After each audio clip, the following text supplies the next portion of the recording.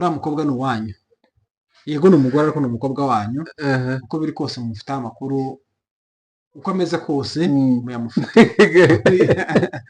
Icyo mbaza cya mbere, uriya mukobwa mumugira mu bitabo twe azaja mu muryango yashatswemo, gusa wenda nk'itsinda ari muri groupe wenda ya mwabo iyo barimo ntiyoreka, ariko kandi ni mushiki wawe.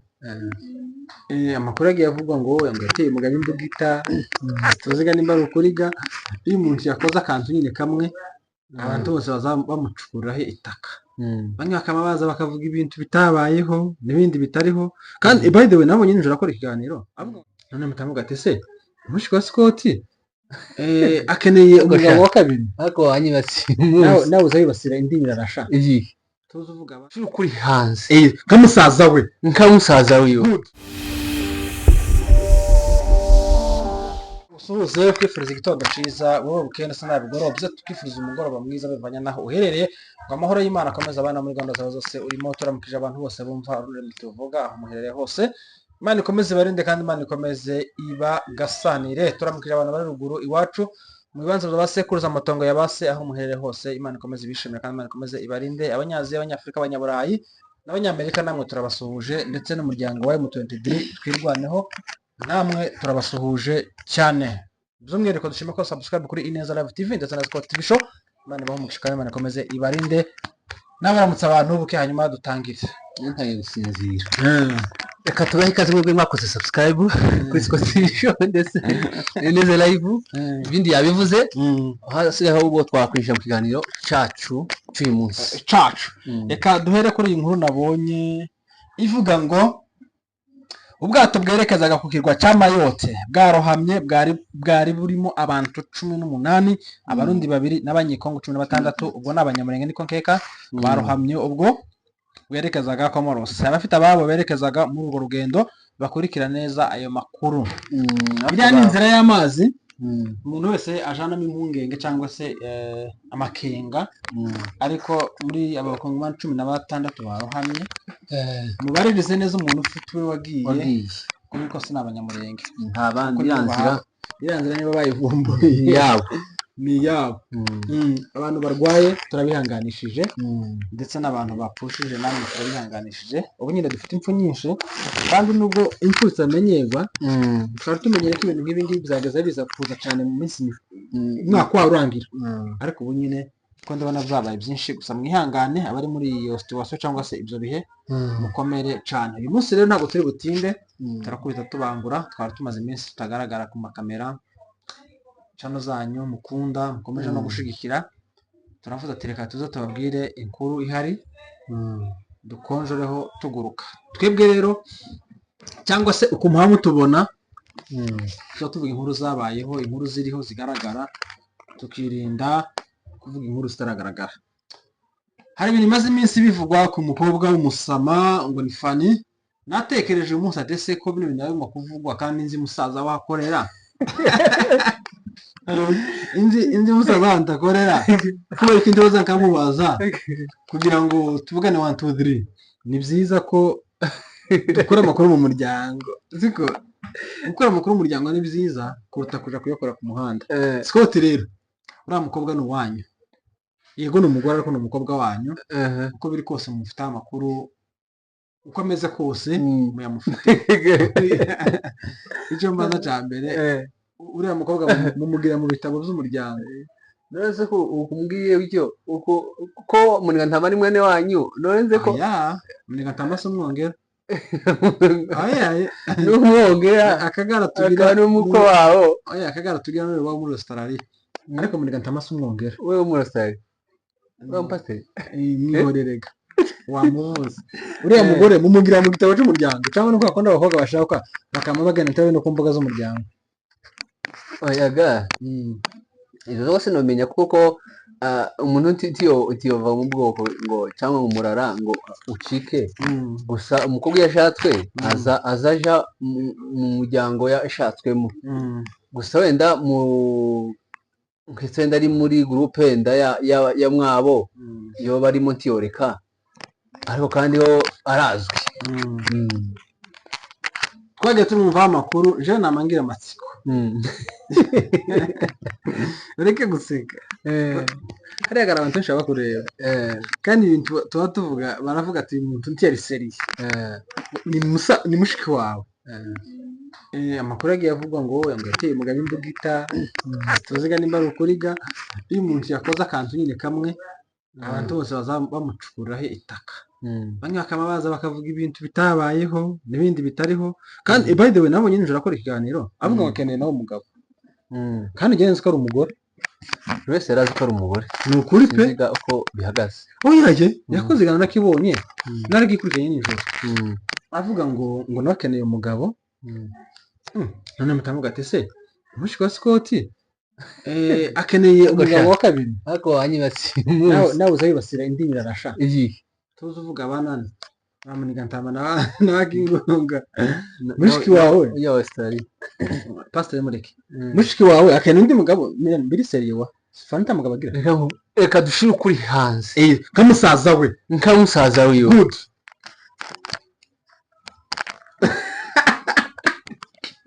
kamusaza wa Fanny shira ukuri hanze shira ukuri hanze ukuri gushize hanze kandi rwose ndabivuga Fanny ndabivuga byose tuce ku ruhande since ku ruhande yego nukuvuga ngo Fanny ivyo simbizi nibyo shize hanze ibyo nibyo shize hanze nukuvuga ngo umubona nanje ko mubona gusa rimwe ne wacu kandi sinokuraho umuvukano ariko kandi bazavuga ngo gito kibi cawe ntaho gishira abari cawe uzaye igipfira kirigata ngakirigata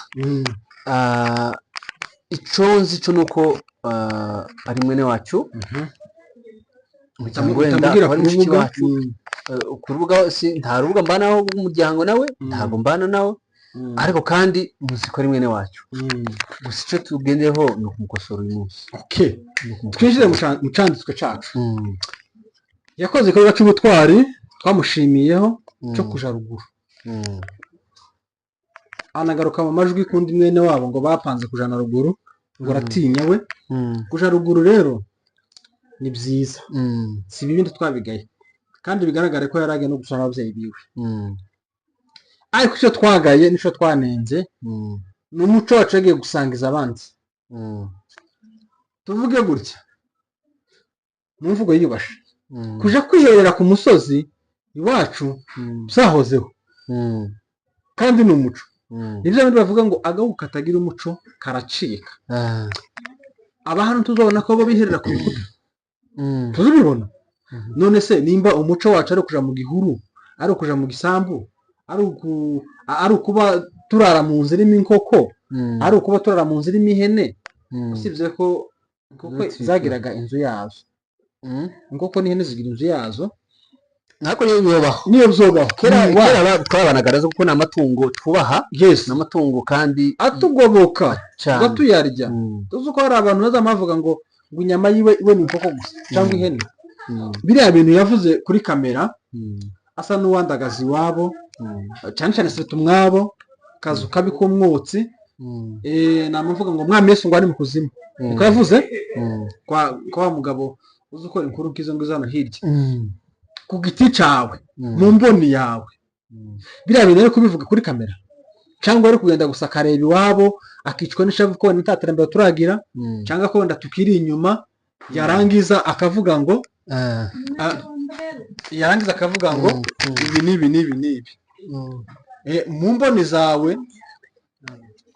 wewe nta kibazo turi mu kazi nyine nazo tugomba kwifata zose mu mboni zawe ari amagambo yavuze gutukisha iwabo wowe wayabonye gute cyangwa se wayakiriye gute jewe ntabeshe naramugaye tuvuge ku rugero nkawe wowe neza ushobora kuba mugenda ukamuvuga ibintu byo mwanyu byose amabanga y'umwanyu byose ibyo mugira byose ibyo muza mukora byose ibyo mutagira ngo wamushire hano muje kuri kamera ubivuge reka tuvuge muri ubu buryo twese abantu bari aha ngaha baruzuko kwa interview twese abari aha ngaha mwe muri kutureba buri muntu wese agira amateka mabi y'iwabo mugira aho mwavuye habi mugira ubuzima bubi mubayemo mwaciyemo cyangwa se mukinarimo ariko ikintu kigira umuntu nibanga nibanga mwacu horye kido kuva n'akazi rimwe kugeza kwandi kazi rimwe ariko nkazangera mu bandi kavuga ngo jewe inyama zimaze kumva kunzoka unyibukije umuntu twagiye handi kurya inyama amavuga ngo jewe gusinkizikunda dutarambye ati narazibagiwe sinziye rero ibanga ryawe cyangwa se ibanga ryanyu niryo rigira umuntu nibanga twese turangama mutureba gushize byacu ukuri kuba turi guseka usanga twanaburaye cyangwa tutaranajya no tutaranarya mu gitondo ariko gusa nkaza kuri kamera nkavuga inkuru nkanyuzamo ngaseka mukavuga ngo gicara hasi agira akamantuka ngo urahazi kandi mfite inzara ndashaka ko kwita message Fanny je ndamuheze yanje nurangiza mukubite message yo kumukebura no kumugaya cyangwa se kubyumva baye kubyumva okay jewe ico ndi bugire Fanny ikosa ryo yararikoze kandi ntaco twoba tugikoze gusa icyo mvuga ni kimwe nareke gukomeza kongera andi makosa nyuma y'andi makosa yakoze kuko aracyakomeje kuvuga kandi umunyabwenge iyo yabonye yakoze ikosa araceceka ahubwo akabanza agashira kuri gahunda akiha depo agashirwe ku gihe rero Fanny wakoze ikosa wakoze twaragushimiye nanakwandikiye ndakubwira ngo Fanny wazamutse kandi ubaye intwari ndakubwira ngo kubera ko tuvukana ugende uzamuke uzagere hehe ku mugeti wacu iwabo ni wacu nakoze gushaka duciye hagati nuwahe Fanny nuwo mu Kagogo nje nkaba ku mugeti haregeranye n'uruzi gusara kandi apanuruzi hamwe nakuze abahabazi hari uruzi rwa Camakara ndetse ukarenga ukakuka agasozi ukabona ahantu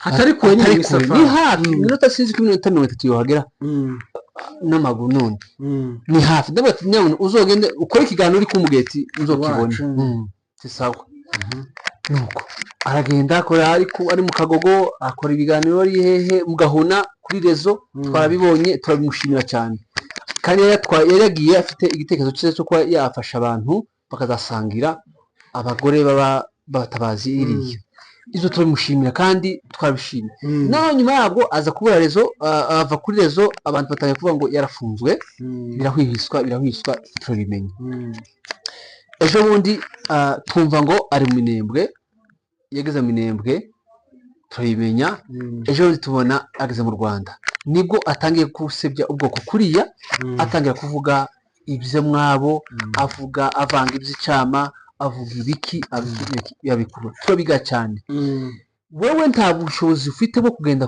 kugaya abagenerale abatwirwano aba F7 tufite uburenganzira bwo kubivuga tubifite cyane umuntu niyo yabakugiriye nabi hari ababishinzwe bikakorwa mu ibanga kugenda ukandagaza umuntu ukavuga ngo bangirire gutya ukabishira none muri rusako b'abanyamurenge ngo ibiki n'ibiki ugatangira gucoganisha ubwoko bw'abanyamurenge ndetse ubwoko bw'abanyamurenge ndetse na bene wacu b'Abanyarwanda ukavuga ngo twita ngo bakingo tse dushakana dufite abantu benshi bashatse Abanyarwanda dufite Abanyarwanda bashatse Abanyamurenge kandi babanye neza kandi kuko ingo zibaho ikindi kugenda ukandagaza umubyeyi wawe ukavuga ngo nta toilette afite ngo nta bisaswa ngo ari mu myotsi ngo ari muryama ngo inkogo ikamikurira izo zose zigomba kubivuga